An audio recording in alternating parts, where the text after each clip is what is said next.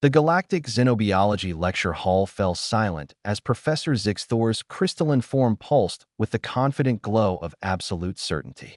His species, the Crystallians, had studied predator behavior across 47,000 worlds for millennia.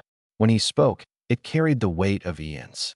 "And so we conclude," Zixthor declared, his voice resonating through translation matrices, "that no species in the known galaxy hunts year-round. It is impossible. The energy expenditure, the ecological balance. Nature simply does not permit it. All predators have seasons of rest, periods of dormancy, cycles of recuperation." In the third row, between a methane-breathing Quilkson and a floating Erothian, Wallace Chin leaned back in his chair and exchanged a glance with Mabel Rodriguez. The two humans were the only representatives of their species in the advanced xenobiology program at the Galactic Institute, and moments like these had become almost routine. Mabel's hand shot up. Professor Zixthor's optical sensors swiveled toward her, his glow dimming slightly with what might have been apprehension. In the 6 months since humans had joined the galactic community, they had developed a reputation for being surprising.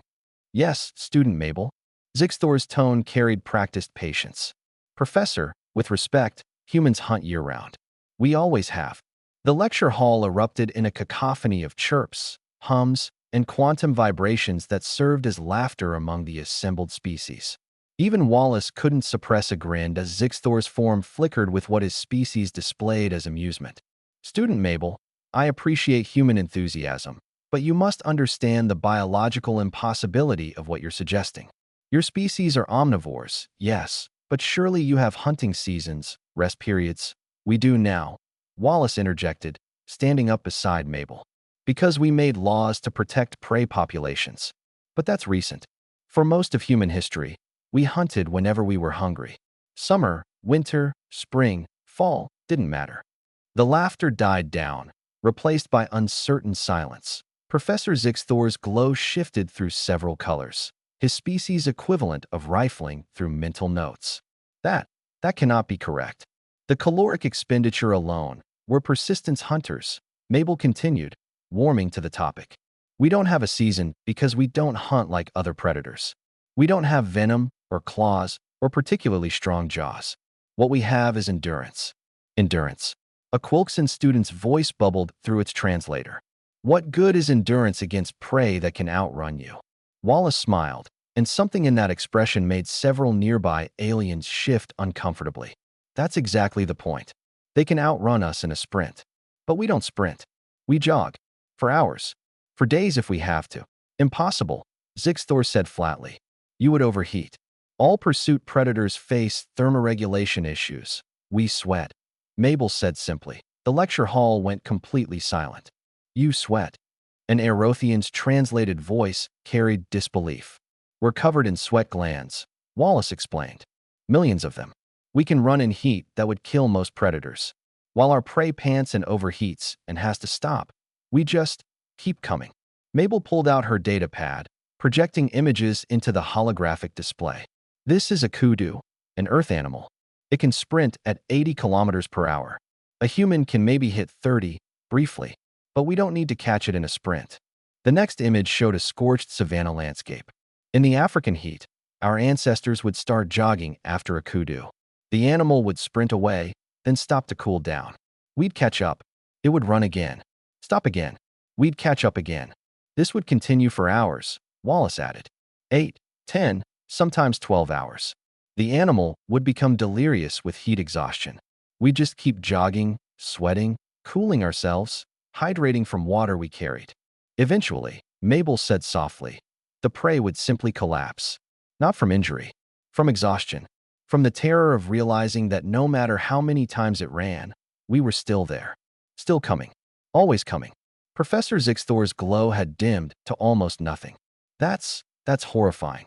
That's humanity, Wallace said with a shrug. We're not the fastest or the strongest, but we're patient, and we never, ever stop. But surely, an insectoid Thrix student clicked urgently. You couldn't maintain this behavior year-round? The prey populations, we followed the herds, Mabel explained. When prey migrated with the seasons, we migrated too. We hunted in every climate, every season, every condition. Tundra, Desert, jungle, mountains didn't matter. We adapted our techniques, our tools, our strategies. She swiped to another image. This is called a persistence hunt trophy room in a museum. Photos and artifacts from successful hunts across human history. The hologram showed a wall covered with preserved animal heads, weapons, and clothing from a dozen different environments and time periods. Then what's this trophy room? Wallace quoted the lecture title back at the professor. It's proof. Proof that we hunted everything, everywhere, all the time. Professor Zixthor was silent for a long moment, his crystalline structure pulsing in what appeared to be deep thought. Finally, he spoke, his voice subdued. I need to revise my research.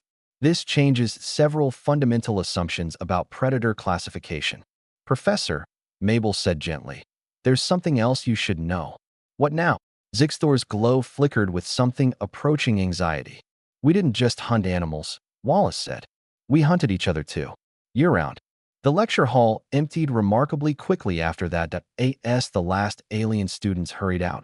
Mabel and Wallace remained seated. Zixthor approached them slowly, his form pulsing with what they had learned to recognize as respect.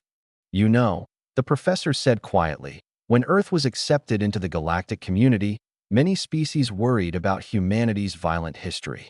Now I understand why. You're not just predators. You're the predators that made persistence into an art form. Mabel smiled. We prefer to think of it as determination, Professor. And that, Wallace added, standing and gathering his materials, is why humans are year-round hunters. Because to us, giving up isn't seasonal. It's just not an option. As they left the lecture hall, Zixthor remained behind, his glow dim and contemplative. He had taught xenobiology for 3 centuries and thought he understood the galaxy's diversity. But humans were teaching him that sometimes the most terrifying predator isn't the one with the sharpest claws or the fastest sprint, it's the one that simply refuses to stop.